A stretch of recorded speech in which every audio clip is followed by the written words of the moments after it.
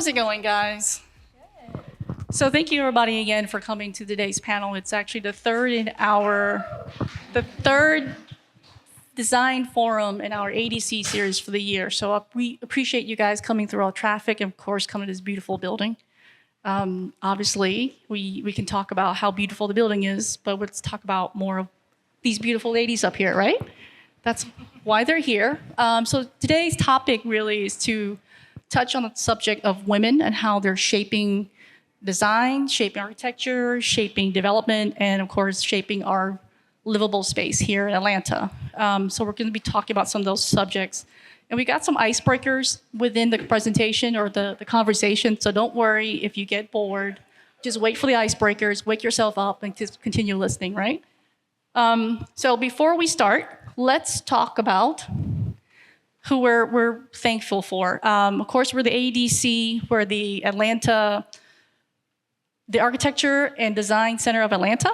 We're a portion of the AIA, so we do receive funding from them, but from us, our mission is slightly different. It's less national. It's more of a small scale, I don't want to say grassroots, but we really want to bridge the realm between the general public, the non-designers, the non-architects, to the professional world of the architects, designers, everything else that relates to design. So we really want to bridge that conversation. And this event is one of those type of conversations that we want to share with everybody else. So today we want to thank AIA for kind of funding the project. We've got New City that developed this beautiful complex next to the Atlanta Beltline. And of course, we want to thank Industrious, the actual office space itself. We picked a gorgeous room. I'm glad we didn't sit over there because that sun would have been crazy, but we get the privilege of the beautiful views and we can talk about what's going on out there. So let's talk about our panelists today. And you guys have sat amazingly great to the slide. We planned it. You planned this, right? So thank you so much for designing this the way it is. So let's, I guess, who wants to start and kind of tell us about yourself? Is it not on? Can you hear me? Yeah. Okay. I'm Kim Wilson. Thanks for coming today. I'm the Vice President of Design and Construction for the Atlanta Beltline. So I manage a team of engineers, landscape architects, and project managers, and we're responsible for the construction and the implementation of the trails, the parks, the streetscapes. I'm a registered architect, but I have a strong background in construction, so I've kind of straddled both sides of that career. And for the last 15 years, I've been working for owners. I worked for Georgia Tech for a really long time, and now I've been with the Beltline for 5 years. So what I really like about working for owners is just that I'm managing design teams, but also managing the construction, so it's soup to nuts, and it's a great place to be, and I'm extremely passionate about the Beltline. Hello, good evening, everyone. I'm Deanna Murphy. I am the Director of Planning at Sizemore Group. We're an architecture, planning, and interiors firm that's been around for about 50 years. Actually, exactly 50 years this year. So, and I've been with them for 12. We do mostly civic and higher ed projects. We also work in the private industry as well, and some religious as well. So a lot of our focus is on the places that make our communities the heart, the special places, and we really enjoy kind of digging into those projects from the planning architecture side and understanding how we can really improve our communities for the people who live there for generations to come. And my background is in architecture, then I moved more into the planning side of things. So I kind of straddle that understanding of the built environment with a strong interest on what's happening outside our buildings. Hi, my name is Heather Hubble. I'm an owner of TSW. If you don't know who TSW is, we're a homegrown Georgia company. We do planning, landscape architecture, and architecture. I manage the architecture studio. I'm licensed in many southern states as well as throughout the Midwest. I'm glad to be here and look forward to sharing information with you tonight. All right, thank you all. I forgot to introduce myself. My name is Nee, by the way. I am, of course, with the ADC, and my background is architecture. I think I've been in it for over a decade. It's been a long time. I've been on the side of the firm, the practice side as well. It's now as a sole proprietor side. And also now I'm on the brand side. So I've kind of seen a mix of the environments. But again, thank you all for attending today. So let's begin. Let's talk about how women have shaped their careers, right? So what really has brought you to the career that you're in now, or in the path that you've taken? Was there a moment where you thought, that is the career for me? I can go. I think as a young girl, I didn't even know what an architect was. Luckily, my parents, I was a freshman in high school. My parents took me to a forum where a lot of universities were sharing different majors they were offering. And I always thought I wanted to be an engineer. But I went into that seminar, I was like, whoa, that's, not for me. So by accident, I thought I was going to the interior design forum and ended up in the architecture forum. And for the first time, lights went on. That's what I wanted to be. I never had drawn as a kid. I just didn't know what it was. But that was the aha moment and led me on the journey to where I am today. Just go down the line. Yeah, sure. All right. So for me, it was it really started with arts. And I thought I was going to go into an arts-based profession, whether that was actual studio art or looking at graphic design and trying to find how do I fit art in. But math was always something I was really strong in and really enjoyed. So someone just one day said, well, have you thought about architecture? And I was like, no, I don't know enough about it. And so I talked to some architects and studied it and really enjoyed it. But it was my senior year of undergrad where I took a studio that was a more urban design-based studio where we were working with communities in downtown Detroit and actually looking at how do we connect some of the riverside or riverfront to the communities. And that was my aha moment of, this is what I want to do. I want to be working and understanding what the community needs and wants and trying to address that through design. And so then that brought me here for a master's of architecture and a master's of planning so that I could still keep that design side, the art side of it, but understand policies and placemaking within it. So I had a very motherly roommate my freshman year in college, and I thought I wanted to be a veterinarian. And as she got to know me, she's like, I think you might enjoy architecture. And she took me over to the architecture building, and I was like, oh yes, this is what I want to do. So I changed majors and wound up an architect. But as far as what shaped my career, I want to, obviously share some of how I got where I am, because I've kind of had an unusual career. But I think architecture is a really tough profession, and it's very, very demanding. And I worked in architecture for a while. I worked for general contractors for a while. But once I started getting into the stage of my life where I was getting married and having children and things like that, I was actually working for a very family-friendly architecture firm, but we were constantly having deadlines. I had 2 small children, and so I was like, I've got to do something different. And I actually was reading the morning paper and saw a job advertisement, which I know we don't even know about that anymore, but drinking my coffee with my kids screaming. But I wound up at Georgia Tech, and that's when I kind of made the leap to the owner's side, because I wanted more regular hours. I wanted more job stability. I didn't want to be traveling a lot. So that was a very formative moment in my career where I was like, okay, this is not working for my family, and I need to make a change. And it actually worked out really well for me, because I really enjoy being on the owner's side. But that was a big shaping moment for me in my career trajectory. Yeah, well, it sounds like you all had almost the same start, where you didn't quite know what architecture is. And then through the path of investigation, you found out what it is for you. And then, except for Deanne, who then went the other path of just planning, right? So we Decided architecture was not for me. Exactly. and well, same thing with Kim. Kim is like, it's not for me either. So there's 3 different paths that you all taken with 3 different career ending, or where you are now. But then the very start was the architecture aspect, right? But we're not here to only talk about architecture, though, because there are 3 professions that we're talking about. The designer, the planner, as well as the constructor. So these are three very critical parts of the world we live in. And it also so sounds to me like there wasn't much of a female role model that you kind of have looked up to. Kim had a friend who somewhat helped her there, but Heather and Deanne didn't. So I guess you guys didn't have a person that you aspire to or have a role model to look after?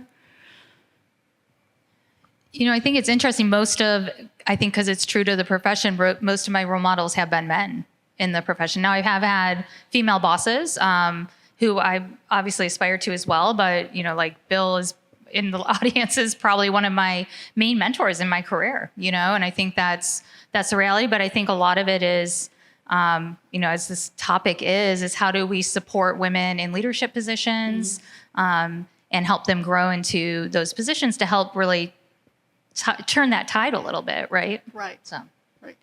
The stats for women in the field has improved over the past few years. So it's not a grand, large leap, but it is incrementally better.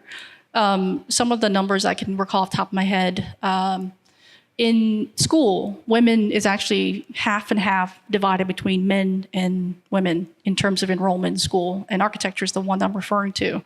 Once they reach the stage of licensure or the path to licensure, it drops to about, let me check my notes here, my cheat sheet.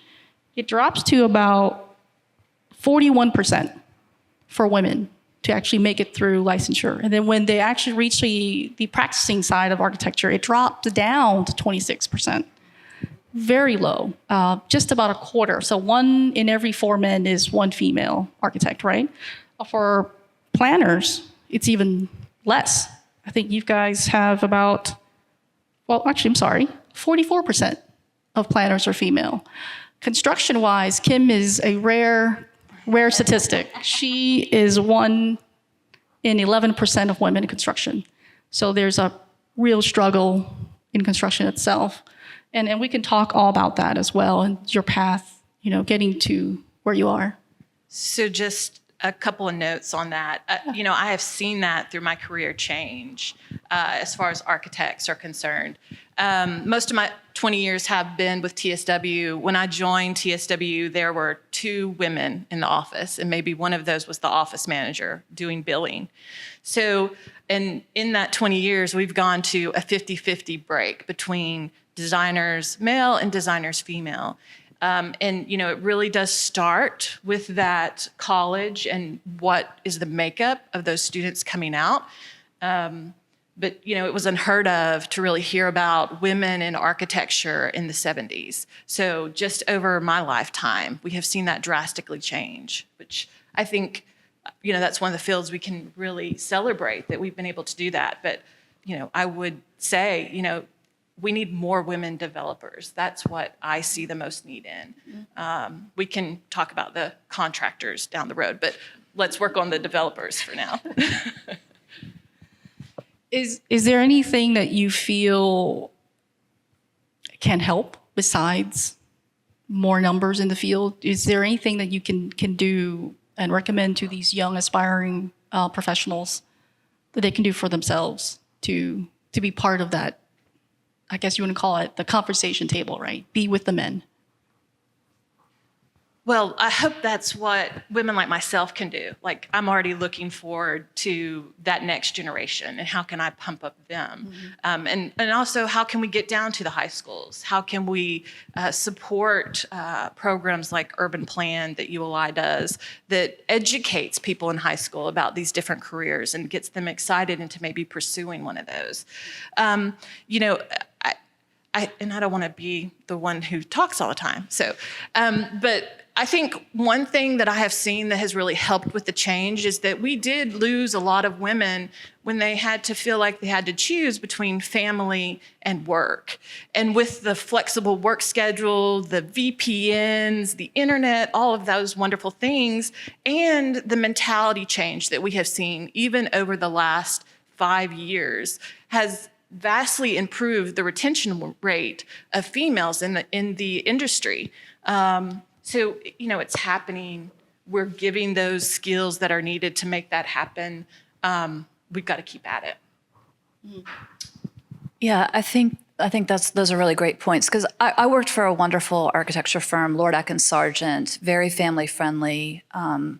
They let me work 30 hours a week, which was 45 hours a week, but I was working part-time.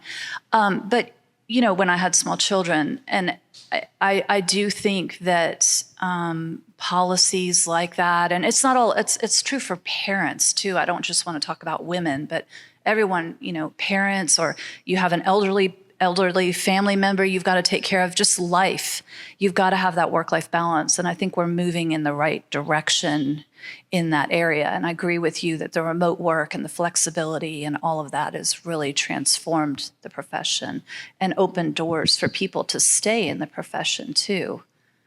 We stopped worrying about the 8:30 to 5:30 and started worrying about the individual and what they were giving to the profession. Yeah, I also think pay is a big problem for architects. At the time that I had 2 children, putting 2 children in daycare was pretty much eating up my entire salary. And I was kind of working for free to just keep my career going. And that's just the fact of what it was. And my husband and I looked at the numbers, and it's like, well, I want to keep working. Well, so I kept working. But, I needed to get out of the house. But that's also, I think, a problem with the profession is the amount of education it takes and the amount of hours it takes, and the compensation, at least in architecture, is not where it needs to be, in my opinion. And I'll just second kind of harp on the hours, because I do think that's not just a woman issue. That's a profession-wide issue, that we're asking people to work 45 hours on a 30-hour. I mean, it's just that's the reality. So we need to do better at that. And I think part of this gets to the fact that a lot of architects and planners we are not business people, right? We were trained into a discipline. We don't know necessarily how to run a business. Not that we can't learn that, and that you do on the job, but I think that's where some of this, we've got hours, we've got fees. How do we balance that so that we're allowing people to have a work-life balance and not just work to get the money to keep on working? I mean, that balance has to happen, and that business understanding has to happen. Right. It's a business, but it's also the leaders of the company that you work for, right? They have to be understanding enough to know that, yes, there's a deadline tomorrow, but we can't work 10 hours a day to meet it. So they really have to stand really strong on their values for the firm that they have. So I agree with all the points you guys have made, because it is hard as women in the field, balancing your life, whether it's your fur babies or your, human babies, and your husband or spouse. You got to balance all that in addition to being 8 to 5, or 9 to 5, or even 8 to 8, and getting the work done. So it's tough, but you guys have done it. And I actually want to ask you more about that, because you are leaders at the firm and company you're at, right? Heather, you're a principal, part shareholder. Dan, you're the director. Principal, right? And Kimberly, you are the VP of construction. So as women leaders in your firm and company, do you feel that you have to behave a certain way, or really are you yourself and you just got to get the job done? I'm very authentic. I'm myself, unfortunately. A lot of my bosses would say yes, unfortunately. No. No, I don't behave a certain way, but I also worked in construction for very, very many years. So maybe the way I behave is more like what you would expect a man in construction to behave. So I probably have adjusted the way I speak and how direct I am and all of that because of the environment that I've been in, which has been predominantly male for my entire career. It's interesting now because I have almost all women working for me, which I love. Sorry, guys. I have a couple great guys too. But I've had to kind of temper myself a little bit because it's not like Joe Contractor on the back of a pickup truck that I'm talking to, right? So I don't know. My experience has been a little bit different. I mean, I would say I'm myself, I'm my authentic self, but my authentic self was determined by societal roles, right? So where a man in my position may be a little more direct, I'm probably a little bit more soft on the touch, just because that's how I was societally kind of bred to be. So I think yes, I think I'm myself, but I also think that there is something that led me to be a different type of manager or a different type of partner, right? To like make sure that I am not hurting anyone's feelings, right? Or not being too direct. And I think that's just kind of something that's inherent. It's a great question. I wonder what folks that work with me would say versus what I would say about myself. There is probably a personality that I have at work. I mean, I do try to be as authentic as I can be. I think if I do manufacture anything, it's what do I want to manufacture? And that is that, I don't want to lead from the top down. I want to work in collaboration and raise up those people who are working with me, so we're all working together versus me feeling like I'm pulling. Nelson Mandela said, lead from the back, not from the front. Mm-hmm. So I think that's important. Now, I think you're at home or you're at office work environment is probably the most comfortable. Now, when I go out and I meet with a developer, that is probably the different personality that you have to put on, because it is not uncommon for me to be sitting in a room with a development team and I'm the only lady at the table. Mm-hmm. So that is when the persona has to come on to make sure that you can have that speaking voice while you're there. Yeah, the first time I was in a meeting with all women at work was when I came to the Beltline 5 years ago. The first time in 30 years. So that was like a shocker. I looked around, but I do think I've been coached a lot by men over the years, and that's been very beneficial to me. I had someone take me aside and say, "Don't ever say sorry in a meeting." So I feel like I've had a lot of great male coaches and mentors in my life that have helped me deal with those type of situations where you can't be apologetic and you need to be firm and you need to be assertive and own your decisions. And that can take practice for some people. And you just have to practice it and you'll get where you need to be. Wow. So you have to wear the pants at the right time, right?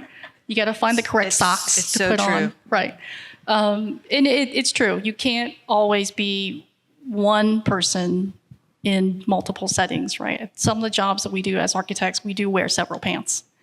We're the engineering pants, we're the artistic pants, we are the business estimating pants, and then sometimes we're on the field talking and cursing with some dude trying to get some paint to be fixed on a wall, right? And that maybe is just a profession versus a gender role, right? Would you agree to that? Yeah. So as you develop your career, do you think you're becoming more of your profession and less than the gender role that you either have been assigned to or been taught throughout your childhood, or you kind of meld both? I would hope not. I mean, I think we celebrate everything that's individual about us, and we should. We should push that forward. But, I think, women who have been strong have been given bad names in the past. And slowly that's breaking. I was in a meeting just this week on a construction site, only a woman in the room. And they were going to go to this subcontractor and they wanted me to go try to charm them. And I basically said, hey, I'm the wrong person to charm them. That's not going to happen.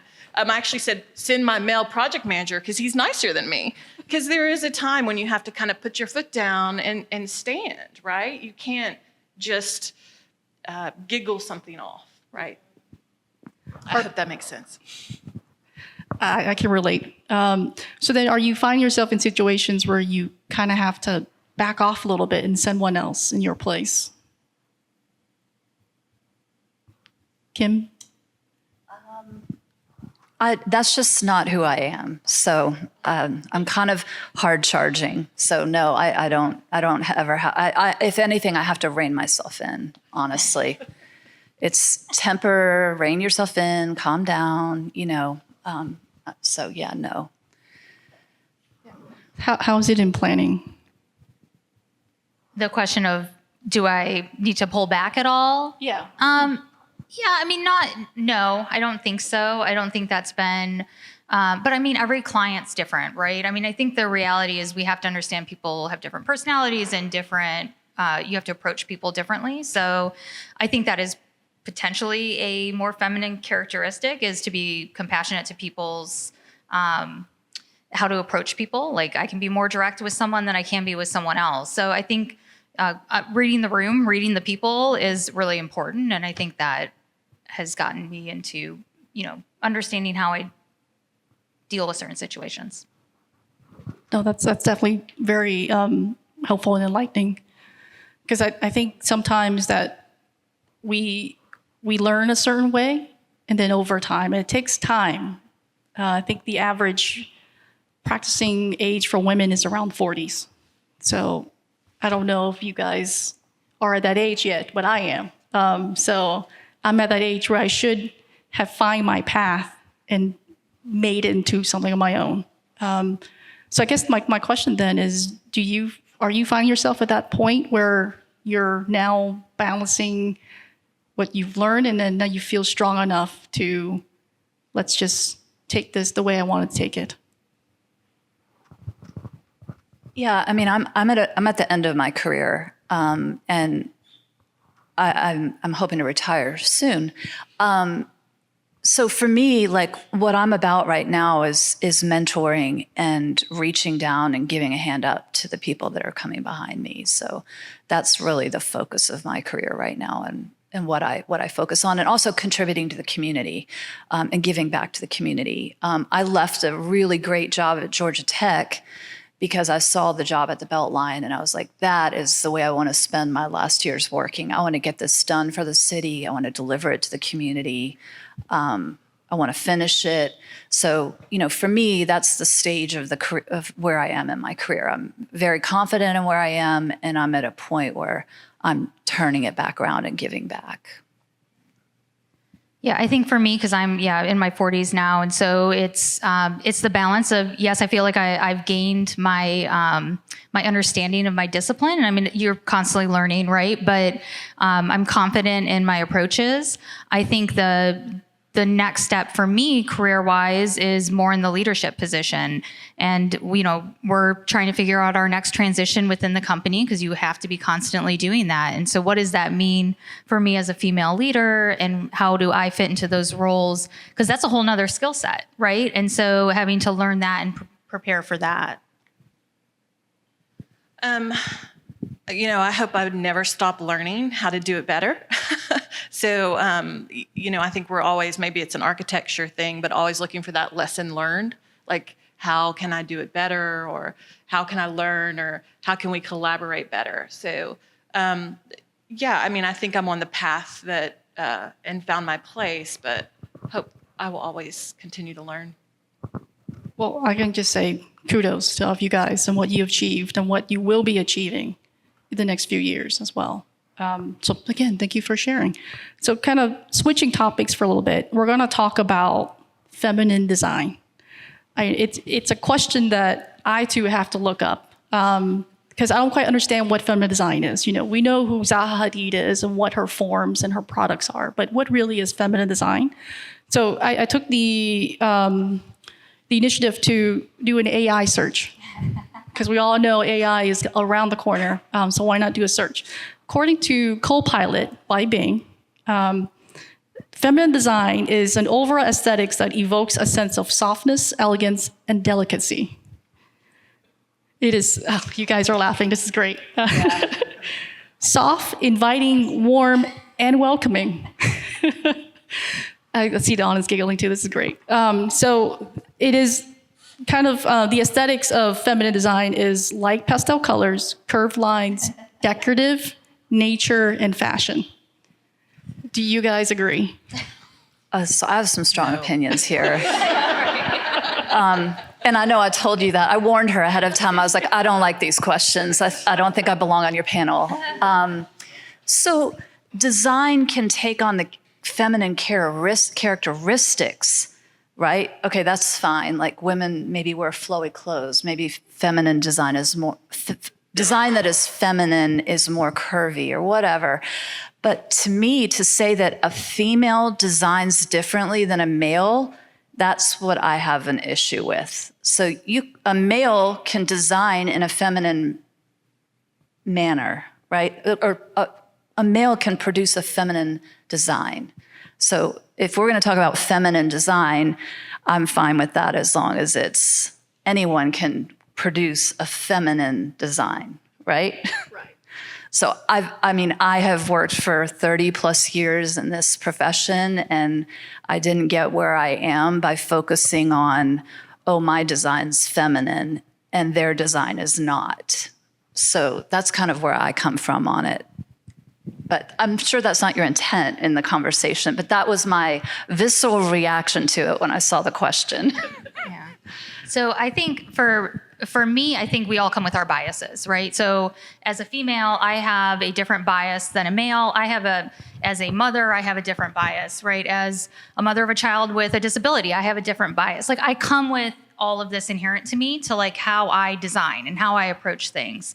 And so I do think that it's hard to say feminine versus male, right? Because we all come with these different biases, and within there's no strong, this is how every female is going to design. But I do think whether it's society or it's inherent, I think there's maternal instincts. I think there's compassion. I think there's a different approach that women may take in their profession because that is part of who and how we grew, right? And so, as my biases as a woman, I do bring a different approach, I think. I think through more on inclusivity. I think through how do I create a space that is going to gather people and not just a park, right? It's how do we find these other spaces where we can help raise families together, where we can help communally raise our community together. So I do think that there is a bend on it, and it's whether you take it or not, right? I mean, I think you can design how you want to, and you come with your own bias to that. I mean, I also think a male designer could have that same bias, right? Yes, but I think that it depends, right? I mean, you're a mother, right? So you think about potentially like a working mother. That's a bias. And I know as a working mother, I am still doing the grocery shopping. However much I want my husband is very open and helpful, but I still do the grocery shopping. I still check the homework. I still, you know what I mean?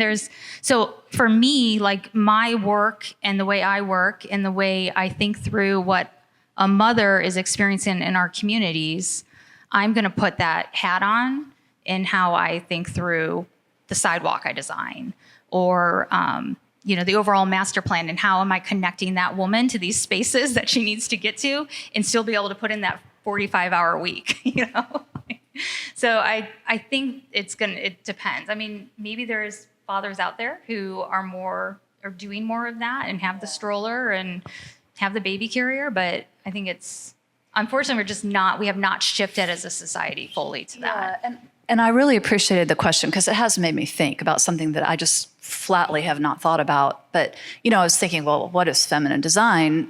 Bathrooms, baby changing stations. Well, my husband changed diapers and he pushed strollers. And if he were designing a bathroom, he would think about baby changing stations too. It's not just me, So, yeah, that's just kind of where I'm at on it. So I think I had the initial reaction because I don't think I would look at a building and say, a female designed that. I hope not. I hope I'd never say anything like, oh, that had to be a female. But I do think that in thinking about old school architecture, the Frank Lloyd Wright, and I love Frank Lloyd Wright, but I'm going to pick on him just a second. There was this old mentality of, I'm architect, hear me roar. Whatever I say goes, it goes. And I do think that culturally, and, I hope females can take a little responsibility for it. Because again, I think it shouldn't be exclusionary, it should be inclusionary. I think that hopefully society and the influence of women have brought some empathy to architecture and some looking at, well, what is this owner telling me and how can I solve it versus how I want it to be my way.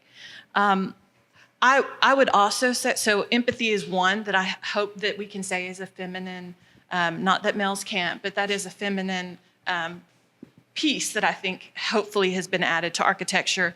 Another one is the use of color.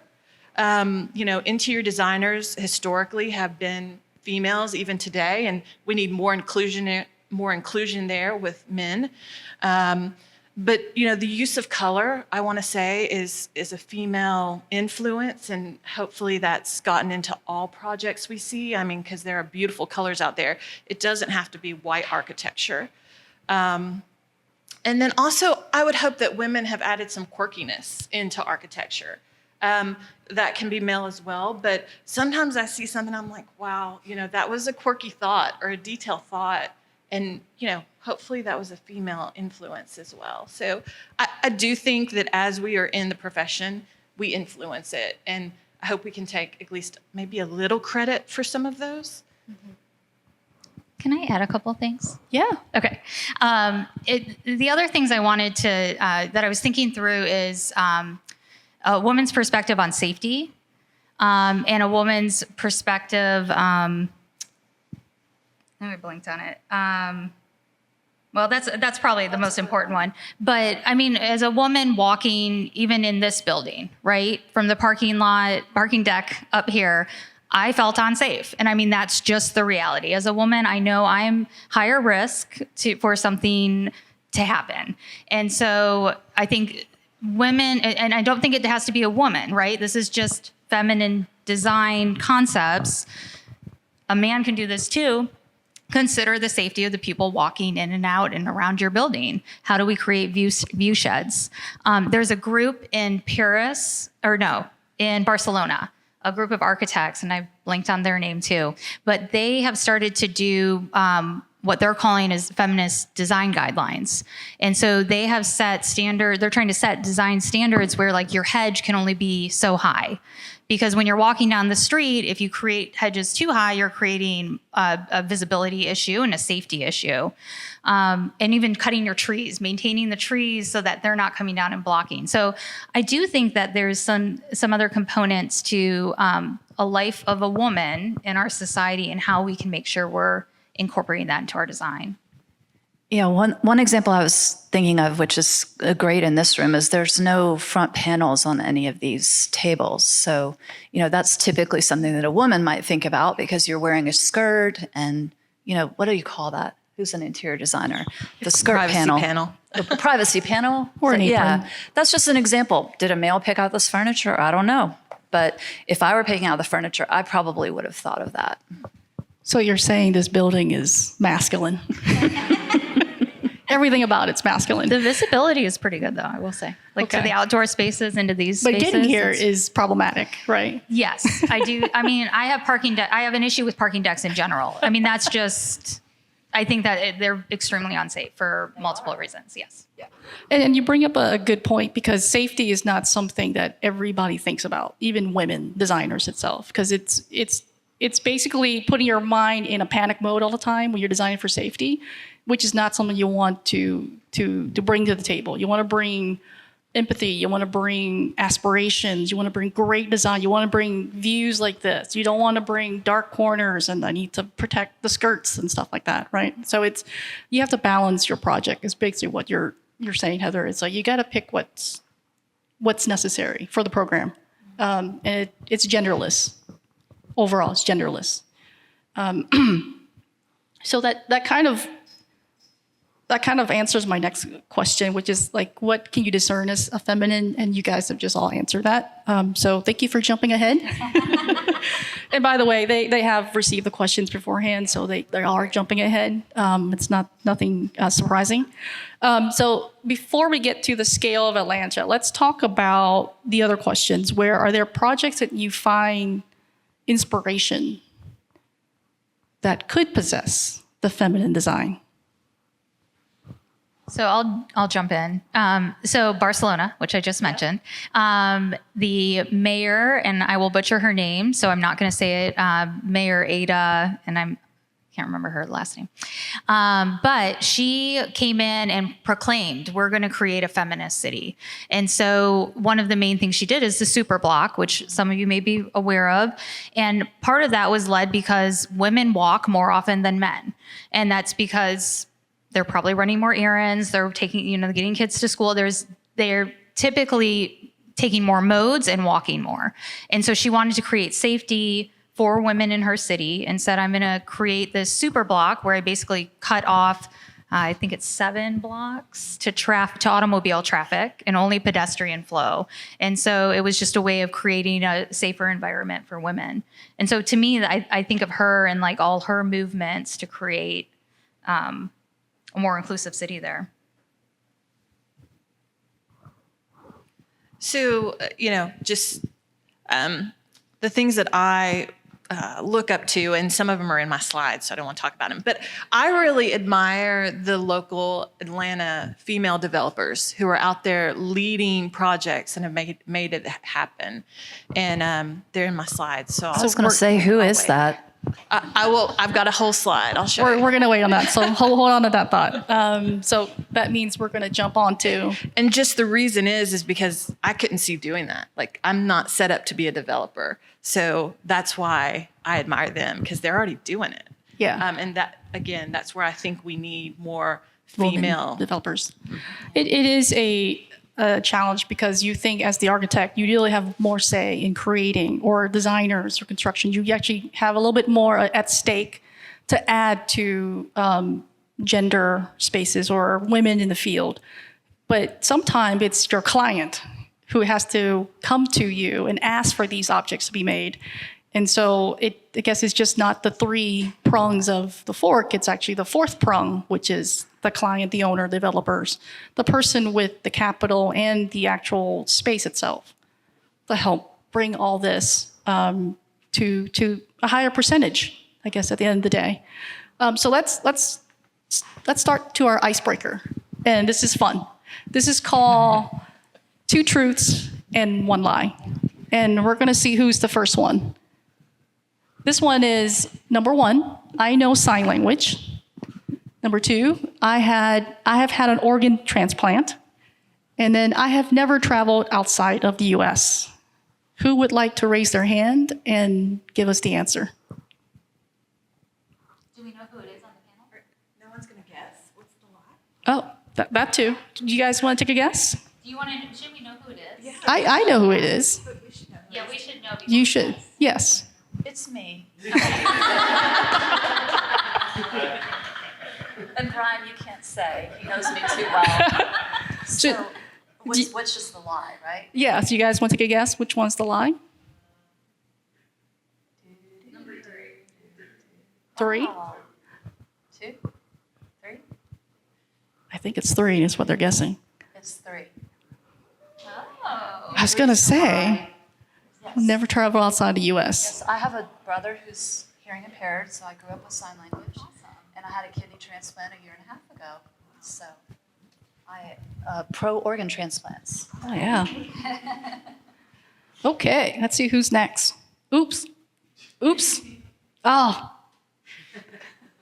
Oh, no. Typical women, right? Technology. So we're going to ignore what's at the bottom because I think that things work. Okay, we'll do the middle one. My family is related to Edwin Powell Hubble. We know that's now Heather. The namesake of the Hubble telescope. Number 2, I was raised in an underground house. Lie or not? Number 3, I am the 2nd female owner of TSW. Would anyone care to take a guess? 3. Oh. 3 is a lot. Anybody else over there? 3. All right, Heather, which one? You got it. I'm the first female owner of TSW. Yeah. Hoorah, right? So yes, I knew you'd want to know about this, which is why I put it up there. So I didn't know that was weird, right? Just you're a kid, right? You grow up. So I mentioned my father was an engineer. This was before there was internet, before there was really computers, before we talked about green the way we do now. There was a magazine that was across the nation called Mother Earth magazine. Does anyone know that magazine? Okay, yeah, it still does. It promoted underground homes. It still does. There are tons of articles out there about it. Go see it. My dad, the engineer, got this magazine and he said, this is a great idea. We don't have to heat the house. We can have natural sunlight. Let's do it. So that's what he did. When I was born, he built a 2-story underground house in East Tennessee. And that is where I was raised. Still to this day, it doesn't have central heating. It faces the south, so it has an overhang. So in the winter, the sunlight comes in. And in the summer, it's blocked during the hottest parts of the day. It is a family legacy and, something wacky. So glad to share that with y'all today. That's amazing. Yeah, that's really cool. No, thank you for sharing. I read that. I was like, no way. But sure enough. Hobbit. Yeah. Right, I have been called a hobbit. Plus, I'm from East Tennessee, so we don't wear shoes, right? And you're outside the kitchen. Anyway, so the last part is Deanne's. Number 1, I protested and enacted changes to my high school dress code, allowing for patterned socks to be worn. Number 2, I awkwardly said hello to Kathleen Henna, which I don't know, so you have to fill that in. All right, this if is that's true. everyone's homework is to go listen to Bikini Kill after this. Thank you, Clementine. Okay, so I awkwardly said hello from the adjacent bathroom stall at a dive bar in Vancouver. Well, the stories on these things are great. Number 3, I hitchhiked across Czech Republic to a discount bungee jumping place where 2 employees were napping when I arrived. 3 very illustrious stories. Which one? What is the lie? 1? Oh. They're too detailed not to be true, right? Okay, so we're all stumped. Okay, number 2 is the lie. I actually met Cat Power in a bathroom. Not Kathleen Hanna. Yeah. I was trying to think of the most feminist things I could put up here, Right tunes. Okay, so that was a good icebreaker, and you guys have fallen asleep. I hope you're awake by now. We'll move on. So we're going to talk about how women are shaping the city of Atlanta. So we're talking about who they are as women in the field and how they shape the career. Let's talk about how they have shaped what you're seeing behind you. So the question is, within the development of Atlanta, either in planning or construction, do you consider public spaces, well, I'm sorry, let me back up. Are there spaces you consider that or represent gender qualities? Okay, so I told you this earlier. Before I realized where we were coming, I was trying to think of like all the places I've been lately in Atlanta where I'm like, I felt safe. I felt connected. I felt in a space that met those compassionate qualities. And it was here. It was actually the Beltline's connection to this building. And then through this building to the other side, I think is really well done. I mean, I think it really creates safe, inviting environments. Except for the parking lot. Except the parking lot on the other side, which we're going to assume is going to develop at some point. But and the parking deck. You're right. The parking deck. Down there, yeah. Heather? My slides. I'm going to show you my slides. Okay, we'll get there. Did you want to add anything, Kimberly, before we move on to slides? I don't like to generalize male or female. I make a real point of that. But I do think I do have a lot of women working for me. And I feel like the level of communication and connection that women have sometimes is very strong. And so, I would say that the Beltline is a way for people to connect, and connection and creating connections in some ways has maybe some female traits, maybe. I'll add one more too. I was thinking about the East Lake Land Trust Are you all familiar with that? So it's really the premise is kind of like co-housing to a sense. So it's in a lot of community space. It's all a lot of shared space. And so when you think about families and being able to work, being able to have multi-generational individuals living nearby, it's got affordability concept so that your aging parent who maybe doesn't have the same income can live there. You can live there. It just that creates that community, that sense of community, and I think that's really important when we think about more of a feminine approach or a feminine design, creating that co-living space so that we're really kind of working together. Takes a village, right? It takes a village in all topics of the living. Living is a village in itself. Okay, we'll start with Heather's. All right, so these are some of the female developers in Atlanta that I admire because they're making it happen. The two images on the left are Woodstock downtown. Pam Sessions with Don Donnelly. Pam Sessions is the president of Hedgewood Homes, and this is a 20-year-old project. I feel like this is one of those things I admire. For you to be around 20 years and the development is still, active and beautiful and continuing to grow, and people have added to it. So Pam Sessions here with Hedgewood Homes. Down in the far right is Alpharetta City Center. Sherry Morris with Morris and Fellows. So one of the developers, multiple developers there, but she's one of the developers there. Really the lead in commercial real estate development. And then Ponce City Market, not too far down the street. So Catherine Kelly, president of Green Street Properties, was a division of Jamestown and one of the key persons in that development. So these are just some ways that women developers are influencing Atlanta, and I think for the betterment.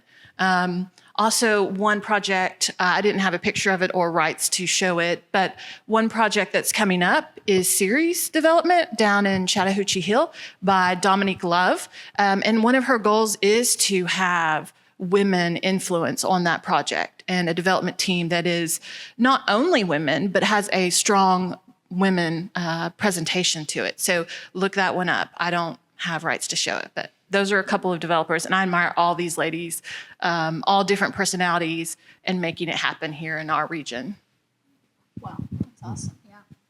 That's also awesome to hear that it's going to be all women collaborating on one project. Goal, not exclusion, sorry. inclusion, but Yeah. that is one of the goals, is to have a strong Presence. Yeah. No, that's very cool.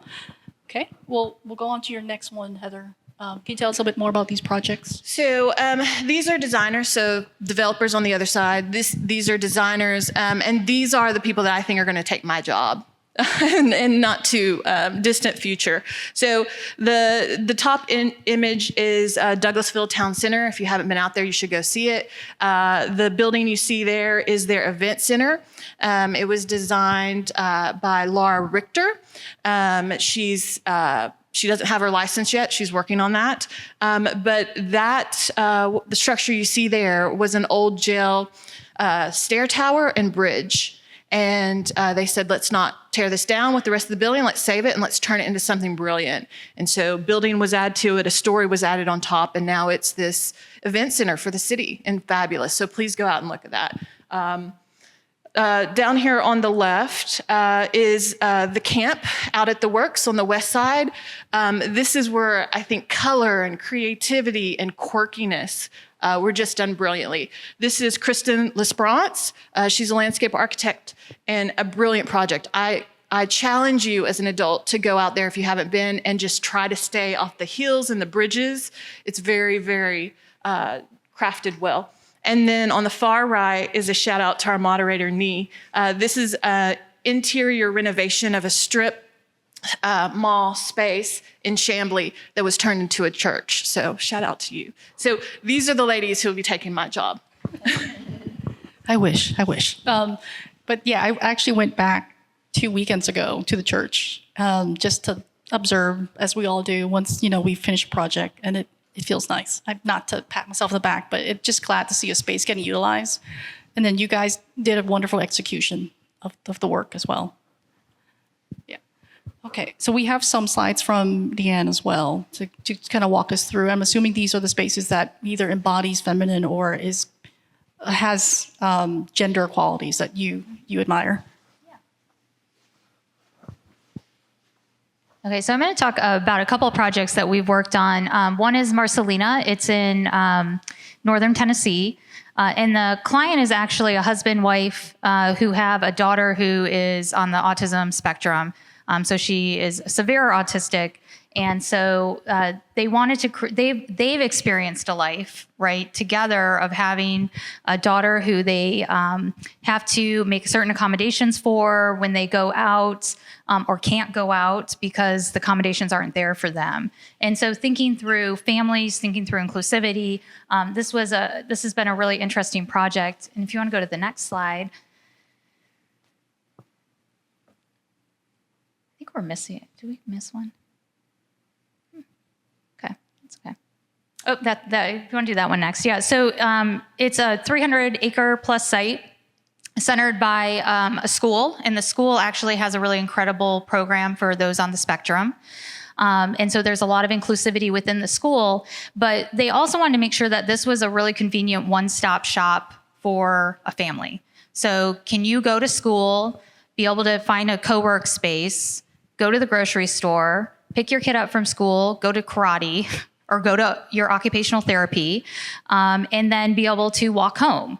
And so the overall master plan tries to incorporate all of that. It also has access to nature, which includes hippotherapy, which is something that's really helpful for individuals on the spectrum, or really anyone with neuro or even some mobility issues. It's a really great therapy. So we've incorporated that into the process, as well as trails that help with many, not only those who might identify as being with a disability, but also us who just might have some anxiety, right? And getting into nature and having access to that is really important for our wellness. So creating that wellness component in this was really important.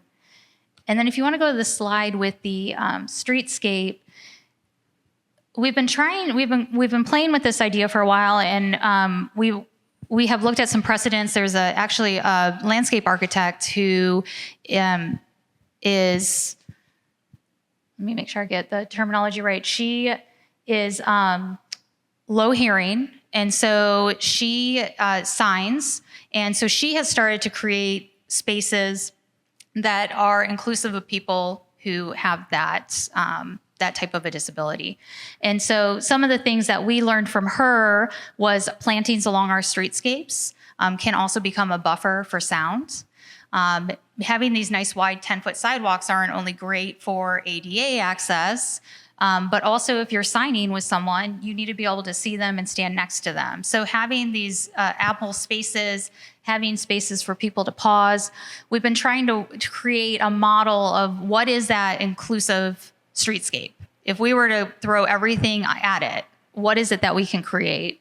And so it's something that we've been then trying to work into our projects, like Marcelina and other projects we're working on throughout the region.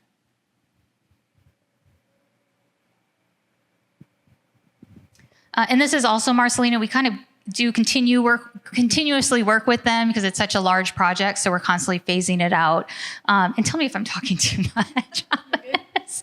But we have created an inclusive community, and so the intent is all the homes actually create an enclosed area. So it's a communal area, but one of the intentions is that someone who is on the autism spectrum, some people are runners, and so they will run off and potentially get themselves into dangerous situations. And so this is a more enclosed space so that someone could leave their home and be able to run out into the front yard, but they're still in this enclosed space, and there's community there. There's other people living there. It's an inclusive community, not just for people on the spectrum, so that we have people of all different abilities living and working there. And then access to the nature and access to playgrounds that are sensitive to those inclusive features. And then a big project in our office right now is Brookhaven City Hall. That's currently under construction. If you go down Peachtree Road Peachtree Road in Brookhaven, you'll see the wood timber frame going up. It's very cool. Recommend checking it out before it starts getting bordered in. But on the next slide, I wanted to just kind of point out some of the inclusivity components. Obviously, a connection to exterior space and the larger multifunctional interior space. Sometimes people just need to decompress from the building or from crowds, and so we're trying to give ample opportunity for that, both inside and outside. We want to make sure, for so long on wellness components, we've said, let's put the staircase in the center of the building and hide the elevators because we want people to walk up the stairs. And while that's a great idea for those who can walk up the stairs, you're putting people in the background space. You're putting them in the alleyway who might not have the same mobility. And so we wanted to make sure we were making a prominent and beautiful space for the elevator as well as for the stairs. And so trying to keep that consideration throughout. And I'll stop talking now. Okay. I did want to comment. I thought what you were talking about with just equitable design is really important, and that's something that we focus on at the Beltline, and making the trail as accessible as possible. And yes, and that is not easy because obviously Atlanta's really hilly. So we spend a lot of money on retaining walls to carve into the earth so that we can flatten the trail out. We spend a lot of money on ramps that are very, very gradual so that people can get up and over. And one thing that we changed recently, which again, I have a hearing impaired brother, so I've been around, people of different abilities my entire life. And, we used to put a stair in and a ramp. And, part of it was value engineering, like why are we putting in a stair and a ramp? But it was also to your comment of someone who has physical challenges should not feel like, oh, wow, I have to go up the ramp. Everyone else is going up the stairs. So we decided to stop putting the stairs in and just put one ramp in that everyone equitably uses. So I think there's a lot of small details that really, really matter when it comes to equity and inclusivity. And like another example, I know I'm talking about tables a lot today, but usually deaf and hearing impaired people have a round table in their home. And the reason why is because they want to be able to see everyone's face equally and their expressions and the full, sign language and everything else. So they need to be able to see everyone equally at the table. So I think that's a very interesting part of design, and it takes a lot of sensitivity. Seems like you have a lot of sensitivity to it. And maybe that is a little bit of a feminine trait. Could be. I'll maybe acknowledge that. But anyway, that's something I'm passionate about, is making the Beltline accessible for everyone. Including economic accessibility and housing accessibility and everything that goes with that. The Beltline itself is a very large-scale project. Yeah. And I think I've read recently that you guys have really closed the deal, and there is the end of the tunnel. Yes. Yes, I've been there 5 years with the Beltline, and I was telling someone earlier, we're at a point now where we have 85% of it complete or in construction, and it's a 22-mile loop. So that's a lot. The remaining portion is all on the northern arc where we don't have an abandoned rail line, and we will be at 100% design in December for all of those sections. So yes, and the other great thing about once we hit 60% design, if there's any real estate that we have to purchase, we start buying the real estate to carve the trail, and that includes even when we have an abandoned rail line. So when you hit 100% design, you're more than likely locked in a lot of the real estate too. So the bulk of the real estate will be locked in, and we'll be moving into construction on the final sections in the northern arc. So It's a really exciting time, and I'm working my way out of a job much faster than I thought.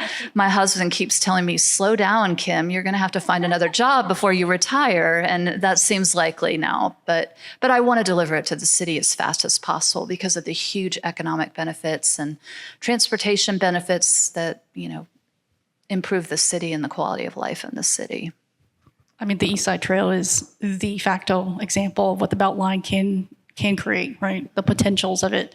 And so I'm glad that the South Side is making its way around, and now we've got the West Side sort of established, and you're working on the Northern. Ooh, congratulations. It's really exciting. And I think the next phase of it is connections. The Path Foundation is working. We need a network. The Path Foundation is building a lot of connections. Atlanta DOT is building a lot of connections. So once we have that spine going around the city, if you start weaving connections into it, it's just going to exponentially improve mobility. And we also are trying to work on some connector trails as well. But it's exciting. I'm excited. Move on to the next icebreaker. You like how it's cute, right? So, I've asked all the panelists to send me an emoji that represents them. And I've got some pretty interesting ones too. So let's see who's first. Oh. This is the wink eye emoji. Who would like to claim that one? Is that me? Because I had two options. Yeah. Okay. Surprise, Deanne. That's cute. Yeah. Well, I did a couple online tests. I can't lie. I was like, I don't know. I don't know what emoji is me. But this was predominant. The other one was pizza. So you chose the winky. Was there, what were some of the questions on that test? I didn't know there was such a thing. I know. Well, there's like at least 3 of them out there. BuzzFeed, of course, has one. There were questions like, how do you feel right now? Like, what color? What's your favorite color? There were other random questions thrown in, but Were they gender based? ooh, that's a good question. No, I don't think any of it was gender based. Oh, wow. Yeah. Cool.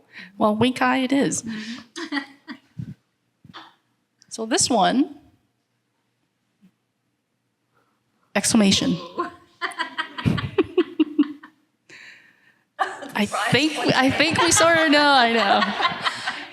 So I was like, what do you call it? What is that called again? Sorry, I'm showing my age. The thing. Emoji. Sorry, my kids had to teach me how to text. Like, I'm really behind the times. I know that's not actually an emoji, but it is actually an emoji. But I was like, well, I'm always like really like high energy and kind of enthusiastic. And I was like, well, I don't really like the way that face looks, but I use way too many exclamation points when I'm really excited about something. And then I thought the flip side of that is that I can be kind of an exclamation point when I'm trying to get something done. So like, get out of my way, here I come. So I think it's a double-sided emoji for me. Oh, it's great. I like it. I was like, yes. Powerful. It's funny that you knew, Brian. He's seen me in meetings when I'm being a terror. Got it. There's a double red exclamation. I did see that one. I did see the red one, and it seemed more angry. So I decided to pick the white one. Okay, the next one. Oh. Upside down smiley. It's totally me. So I'm notorious for just using emojis on what I think they mean versus what they really do mean. Uh-oh. So, but for this, to me, this means sometimes we just all need to look at things in a different manner, take a different perspective on it. And so if I was picking an emoji to represent me, that's sort of a philosophy I'd like to have is let's all just look at it differently than we intend at first and see if we can't get a different perspective. I love that. I know, that's really good. Pizza. Deep. Pizza. Sorry. I was reading the pizza. I was like, well, that kind of matches with her truth and a lie. There's stories behind that one. Well, thank you for sharing those with us. And I hope you guys have now a better understanding of who these panelists are, that they're not just leaders in their firm. They're also the upside down smiley face. They are the exclamation point and sometimes pizza winky face. So we'll move on to the last topic, right? And we're running a little bit low on time too, so we're going to quickly move through these. It's basically how will women shape the future of design and development, kind of looking ahead of time. I know you're kind of settling down and creating to train your legacy, but what do you think can be done in the profession to elevate females and women's role? I think it's really important for women to coach women. So as far as elevating women, reaching down, giving them a hand up, and I don't mean giving them a hand up, but reaching your hand out, like, I'm here, I want to coach you. I think as the profession there are more women in the profession will change. And hopefully the profession will be more balanced, and some of the things that I alluded to earlier will be kind of naturally resolved as women become leaders in the profession. So, yeah. I think it's representation, right? So seeing women in forums like this, right? So creating those opportunities. So kudos to this organization for doing that. But it reminds me of a story that someone told me. Ellen Dunham Jones, who I'm sure many people know because she's very iconic in architecture in Atlanta, and Elizabeth Zyberg had both been on some forum. I think it was an architecture forum where they were awarded some great proclamation, right? So they were on stage and someone asked them, as women, you are some of the first women to have ever won this award. Congratulations. How did you do it? Like this is a tide for women, right? And they said, I believe it was Elizabeth said, we are both women who have not had children. We gave ourselves to our career. And until we have women up here who have children, we have not changed the tide because we haven't created environments for women to succeed. And so I thought that was so powerful because it's true. I mean, you said you had to change your career because it wasn't working for your family, right? I mean, I have young children now and I constantly think about how do I balance this? How do I make this work? And, I'm a little too prideful to stop, right? Sometimes. So it's a real challenge. Well, I think we've gotten there, right? Because I have children as well. So all three of your panelists have children. So we're getting there. And that flexible work schedule, again, at valuing the person and not the hours that you can be in the company, are what's going to get us there. Because there is value in being inclusive. We will be better as a community and as an industry with the more and the more influence of women in the industry. And it does start with us being good role models and, raising folks up under us, not because they are a woman, but because of the value they can add, their design brain, the way they solve a design solution, and then also getting into the high schools, making sure that young ladies know these are options. And in a big sense, promoting development. Women shouldn't be afraid of finances and money. They can create beautiful, great things, and we'll be succeeding if we see percentages continuing to kind of level out. So you're having a positive outlook that we are going to be rising in numbers, having more responsibilities, more in leadership, more seats at the table for women. I sure hope so, and I hope we see more men in interior design. Let's celebrate the differences and encourage them. So statistically, there's only about 20% men in interior design. It's 80% or higher women-dominated field. So we're looking for, I guess, not just gender equality, but just really a full spectrum across the board of men and female. I'm sorry, men and female in all roles, right? So let's also talk about so you just spoke about kind of your level of the field, is there anything that nationally can be done to elevate women's role? I mean, any legislature or any policies that could be in place? Childcare. Childcare. I mean, maternity leave too. I have a friend who interviewed with a contractor, and she has one child and she's planning on having another. And she was very open in her interview with the contractor, and she's applying for like a director level position with a construction company. And she just said, "Do you guys have a maternity leave policy?" And they said, "No." Why are you asking? You know, it was just so foreign. So I think, you know, trying to work-life balance, family-friendly policies. And again, I want to emphasize it's not just women, it's parents, it's people taking care of a disabled sibling, it's people taking care of their grandparents, whatever your situation is in your life. It's not just women who are mothers. You know, maybe your dog's sick and you need to take it to the vet. I don't know. But everybody has a life, and making sure that we allow people to live their lives while pursuing a profession that's as challenging as this one is going to keep people in the profession. And also pay.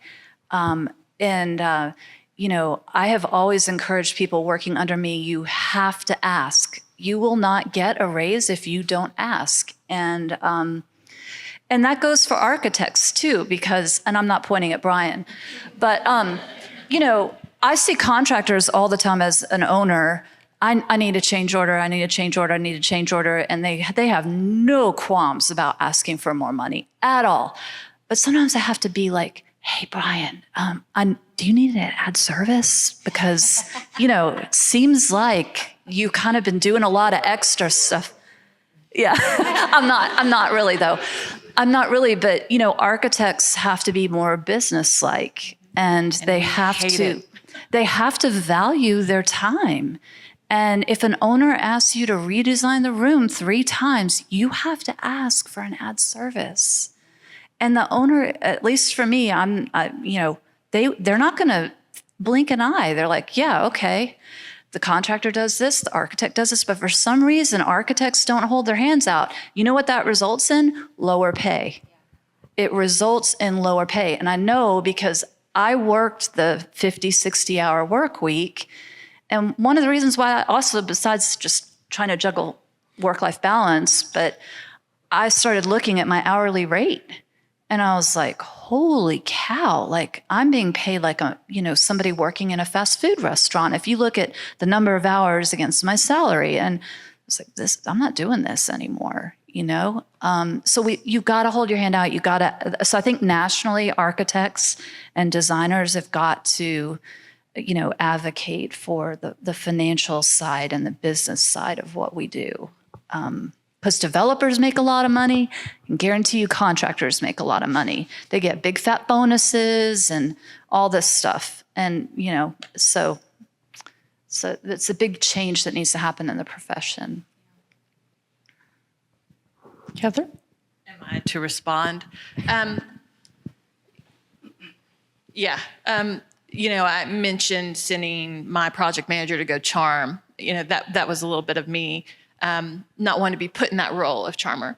But there's a lot of times where, you know, you do have to stand up. And at work, I call it good cop and bad cop, right? The old, you send in the nice person and you send in the person that's not going to be nice, right? And you sometimes have to do that, right? To not work 60-hour weeks. I would say that TSW employees do not work 60-hour weeks every week. I would think that there are periods right before a deadline where that happens, but I think we try to isolate it. You know, work-life balance is absolutely important. I think women bring that to the front, but I know, you know, my male partners do that as well. So yeah, why do we want to work like dogs? I don't think that's the way to live. And, you know, millennials, younger generations don't want to work that way. And they're not going to stay, most of them, again, you know, don't want to speak in too much generality, but most of them will not stay very long in a firm that does that to you. Folks are attracted to firms that do have work-life balance. that you're not just churning something out, that you're included and you work in collaboration and you get to do parts of the design. So, I think that's, one reason why I hope TSW's been successful. So I'm sorry, go ahead. But I cannot, all firms, I used to like to say that architecture firms are like ice cream. They're all great, but sometimes one flavor or another fits you better. And I think that's true. There are as many architecture firm styles out there as there are ice cream flavors. So Dairy-free ice cream flavors? Sure, why not? I think that no matter how wonderful the firm is, it's still a tough profession. I mean, I can remember like being up at the studio right before Christmas because the shop drawings for the windows had to go out, and it's just demanding. Even though I worked for a great employer, the contractor and the owner were demanding that I get those submittals back so that we could place the order. And it's a tough profession. It is, and at least I can't speak for everyone, but for myself, when I'm leading my studio, if I'm not willing to do it myself and at the time that it is, then I'm not going to ask someone else to do it that way. So can deadlines push? Heck yeah. So do it. Push it a week if it needs to be done. Take that hard step to the owner and tell them, hey, your project's going to be exponentially better if we have one more week instead of forcing everyone to work a 60-hour week. And I think that as an owner, if you treat your employees the way you want to be treated, you get some loyalty out of them. And so, goodness, I have folks in my studio I've worked 10, 15 years with, and they're not that old, but they've been there because they like the work style, they appreciate the environment, they get to do design, so why not? So I'm sorry. I have to defend our profession at least a little bit. No, I don't disagree. I mean, I worked for a wonderful architecture firm, but, having a newborn and a 2-year-old, it was just too much. I couldn't, if there was a deadline, I couldn't stay up there until 3 a.m. I just couldn't. So I was constantly torn. Am I going to go home to my kids? Am I going to stay until 3 a.m.? Who am I going to let down? My team, my kids, my husband? It was tough. The deadlines were tough.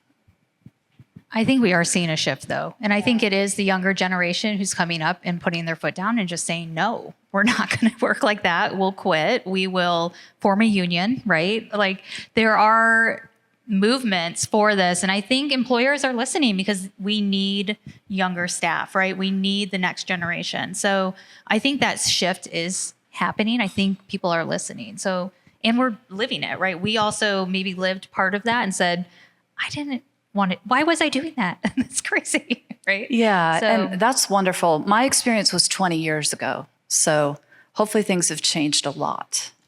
not all the way. Not across the board. Not across the board.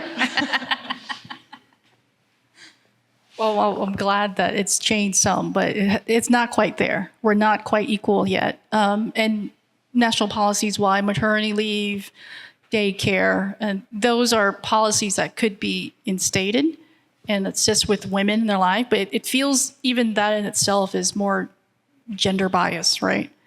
There's really, I guess what we're looking for in terms of policy that can change women has to be gender bias. So we kind of have to accept that we are women and we need these things.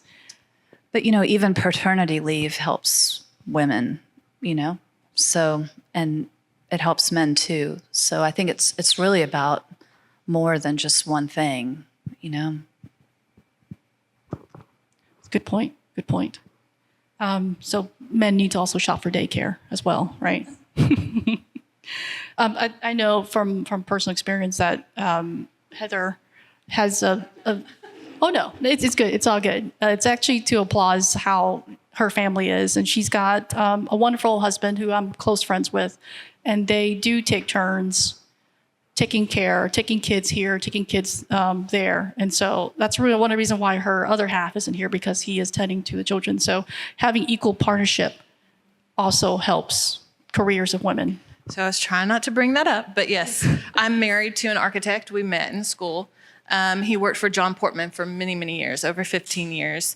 But yeah, the flexible work life has helped him as much as it has helped me, right? Because we can trade if there's sick days, sometimes he's with the kid or sometimes I'm with the kid. But regardless of who's with the kid, we can still work from home, right? So yes, we have a very equal household. So, and Nee knows that very well because she works with him sometimes.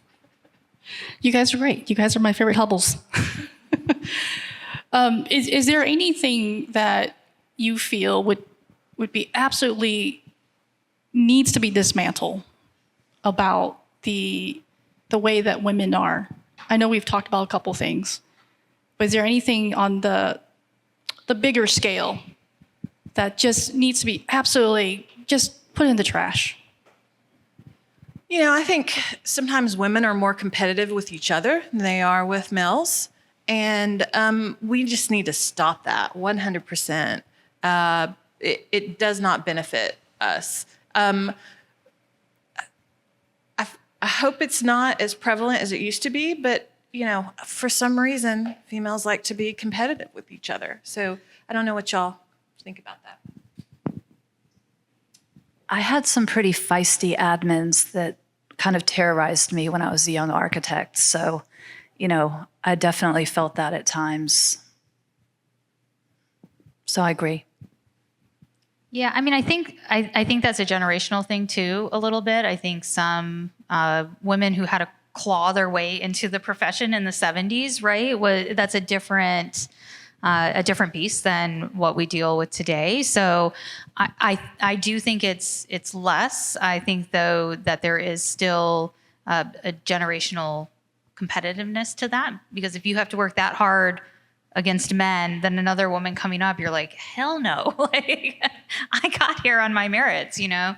So I think you're right. I think we need to be very aware and cognizant of supporting each other and helping raise females into our profession. That's awesome. Thank you for sharing all those points. It is hard, and our role in society, I think, is just a little bit tougher than the other half, so to speak. But I'm glad that there's a lot of strong women that can uplift us, right? That kind of bring everybody else along. You're saying earlier that you are only as successful as your last, or what was that quote again, where you mentioned you're only as successful as the back end? Oh, yeah. You should lead from the back, yes. not the front. Yes. Yeah, absolutely. And, you know, I never have claimed to be the smartest person in the room, but I've always hoped that I was smart enough to sit that person next to me. And so in my professional life, that's what I want to do. I want to surround myself with the men and women who are smarter than me, so that, you know, they're the ones who are achieving and creating wonderful things. Mm-hmm. Okay, awesome. Okay, so what we're going to do is we're going to have questions. Oh, lots of excited questions. So let's start with the exclamation question down there. So I looked up some stats, and in the 1950s, there was only 1% of females as an architect. And if we look around Atlanta especially, a lot of our buildings come from, you know, anywhere between 1950 and up. There's a lot of development.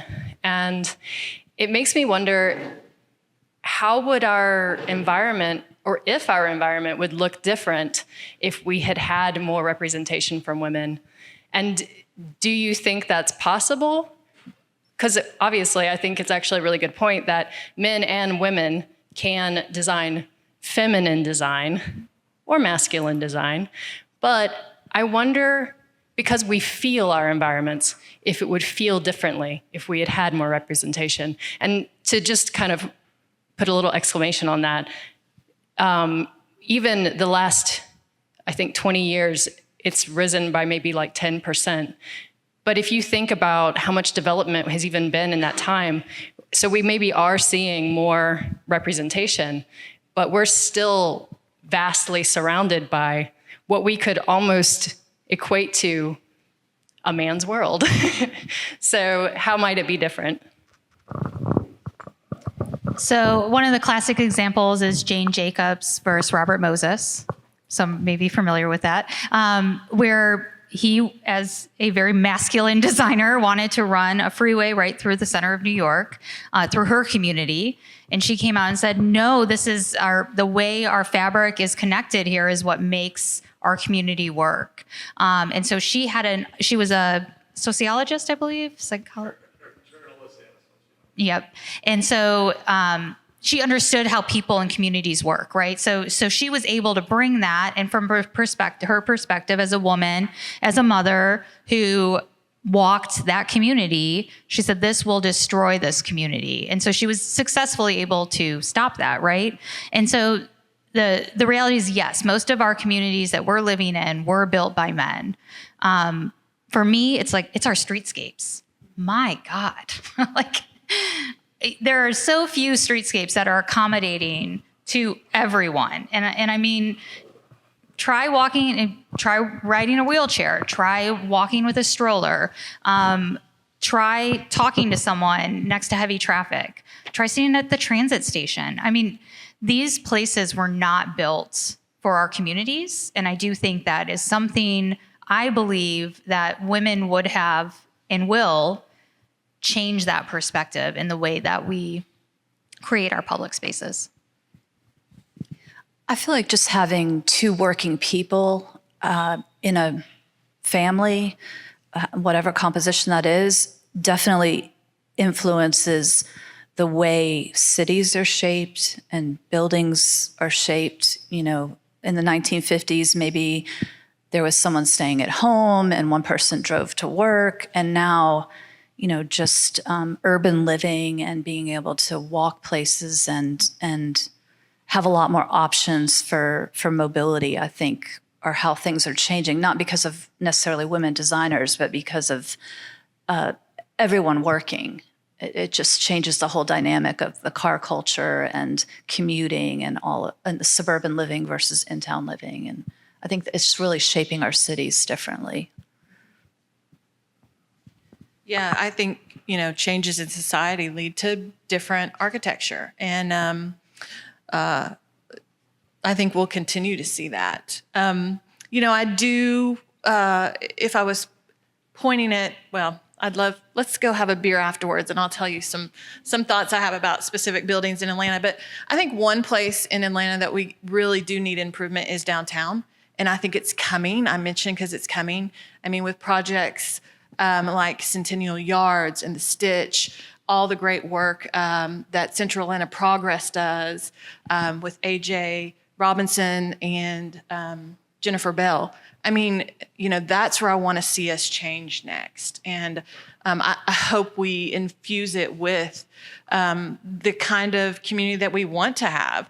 I hope we don't just build with the Stitch huge buildings and big, beautiful plazas. I hope they feel welcoming. I hope it's like Millennial Park in Chicago, where it's quirky and fabulous and everybody can't wait to be there. So I hope that's where females do start to influence more, as those projects in the downtown area. That's my response. Thank you for that. I have 4 sisters, so it was kind of natural for me that I now have 4 female partners. Is that right?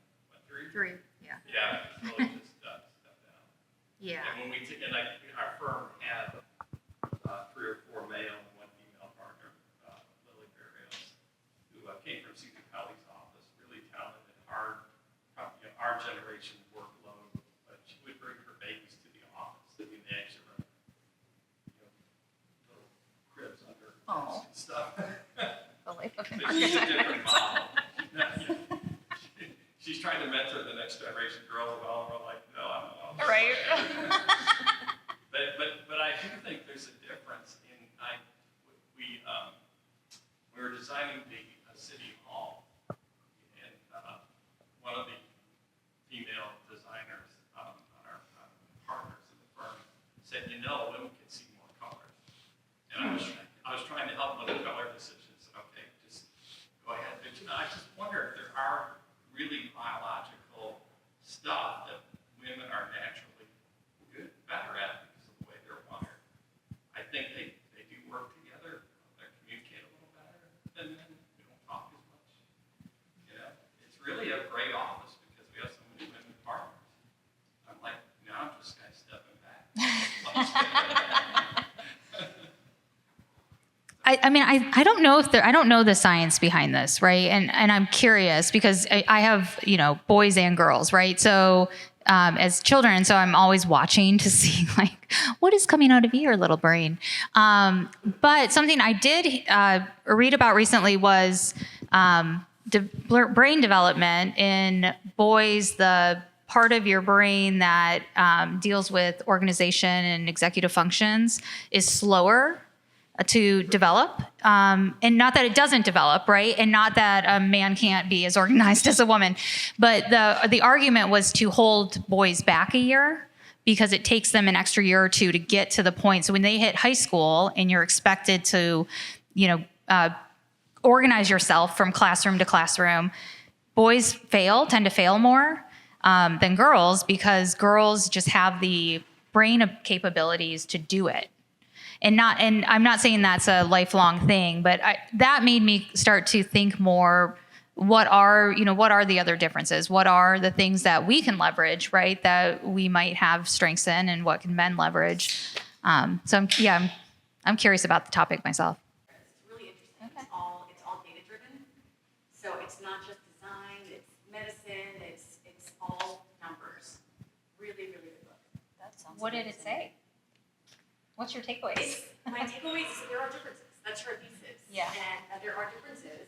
I mean, you hear about this with Black women and their maternity mortality rates. I mean, there are differences. We don't always know what the answers are, but there are distinct differences that need to be examined in the data. And so her thesis is that, whether it's design, medicine, all of it, anything that can be measured, that there's been a bias where everyone's generalized, regardless of race, gender, all of it.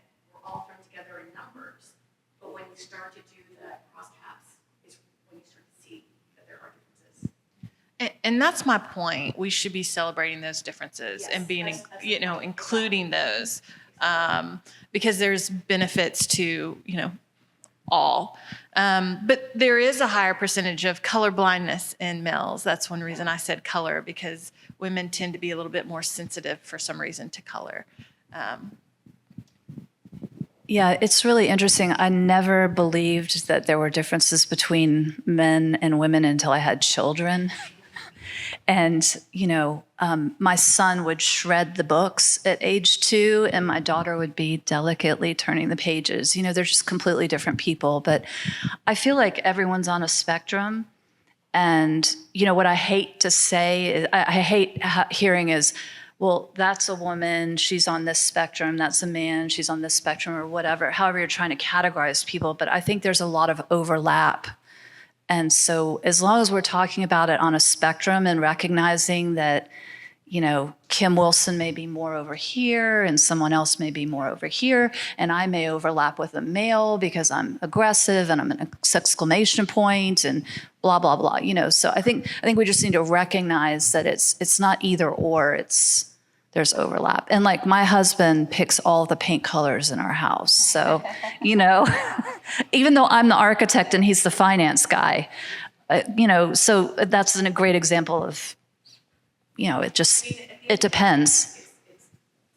All right. I think that's all the questions we can take. We are running low on time, as I'm getting the head shakes. So again, thank you, Heather, Deanne, and Kim, for joining our conversation today.